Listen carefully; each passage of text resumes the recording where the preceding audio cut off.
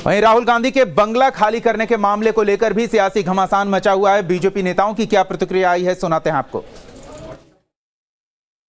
राहुल गांधी अपने आप को युवराज समझते थे और यह सोचते थे कि 2014 में वह सत्ता में आएंगे।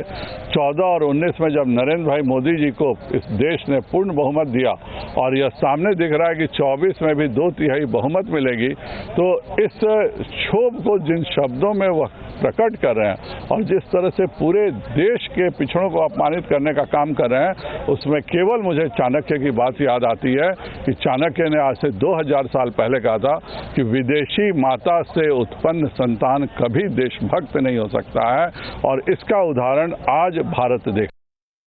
राहुल गांधी बार बार मोदी जी को टारगेट इसलिए भी कर रहे हैं कि हिंदुस्तान की आज़ादी के बाद एक गरीब का बेटा जनता के आशीर्वाद से 2 बार प्रधानमंत्री के रूप में शपथ लेने का काम किया और पूरी ईमानदारी निष्ठा के साथ काम कर रहा है। तो सबसे बड़ी बात है कि कांग्रेस को ये पच नहीं रहा है कि मोदी गरीब का बेटा कैसे देश का प्रधानमंत्री बन गया और पिछड़ा समुदाय का है, और इसलिए जानबूझ करके राहुल गांधी हमेशा मोदी को गाली दे रहे हैं, टारगेट कर रहे हैं। उनको बर्दाश्त नहीं हो रहा है कांग्रेस पार्टी लोगों को कति पिछड़ा समाज का बेटा हिंदुस्तान पर लगातार कैसे देश की जनता का सेवा कर रहा है। और अधिक जानकारी के साथ सहयोगी मोहित राज दुबे जुड़ चुके हैं। मोहित, राहुल गांधी को सरकारी बंगला खाली करना होगा और इस पर भी बीजेपी खेमा हमलावर है।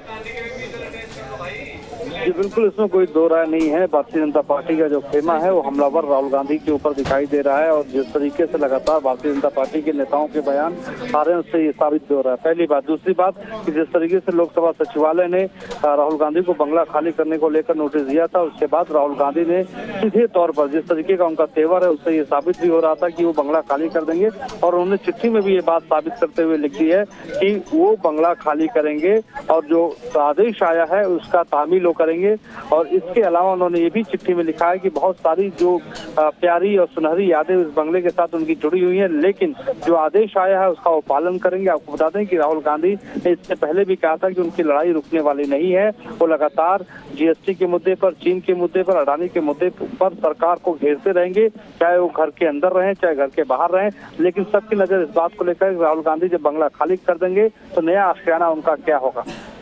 बिल्कुल, राहुल गांधी का नया ठिकाना जो भी हो, लेकिन फिलहाल राजनीतिक गलियारे में न सिर्फ संसद सदस्यता गंवाने को लेकर बल्कि अब सरकारी बंगला भी राहुल गांधी के अलॉटमेंट से कैंसिल कर दिया गया है। और ऐसे में बीजेपी खेमा इसे क्यों मुद्दा बनाता दिख रहा है, ये भी समझना चाहेंगे मोहित।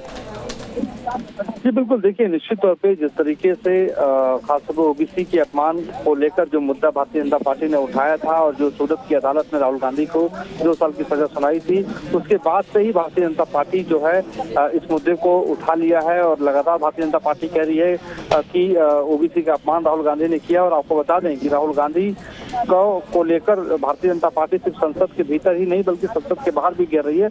आज पार्लियामेंट के भीतर ओबीसी के भारतीय जनता पार्टी के सांसदों ने एक मोर्चा निकाला और उस मोर्चे को संसद भवन से लेकर जो है वो विजय चौक तक निकाला। मांग यही कर भारतीय जनता पार्टी की कि राहुल गांधी अपमान कर रहे हैं ओबीसी का। लेकिन राहुल गांधी का ये कहना है कि 2 राज्यों के मुख्यमंत्री छत्तीसगढ़ और राजस्थान के जो मुख्यमंत्री हैं वो ओबीसी समुदाय से आते हैं, लिहाजा ओबीसी समुदाय का कांग्रेस जो है स्वागत करती है, समर्थन करती है और कभी भी वो अपमान करने के बारे में सोच नहीं सकती है। पहली बात। इसके अलावा आपको भी बताते चलें कि राहुल गांधी लगातार इस मुद्दे को अब सड़क तक उठाते रहेंगे और आने वाले वक्त में ये मोर्चा, राहुल गांधी का जो मोर्चा होगा वो आपको देखने वाला होगा, क्योंकि पूरी रणनीति कांग्रेस पार्टी इसको लेकर बना रही है। बिल्कुल, शायद यही वजह है कि इस मोर्चे में कोई व्यवधान ना हो, सरकारी बंगला खाली कराने का अलग से मुद्दा विपक्ष को ना मिल जाए, इसलिए राहुल गांधी ने लोकसभा सचिवालय की ओर से जारी किए गए पत्र का तुरंत जवाब दिया है। मोहित, धन्यवाद तमाम बातचीत और जानकारियों के लिए।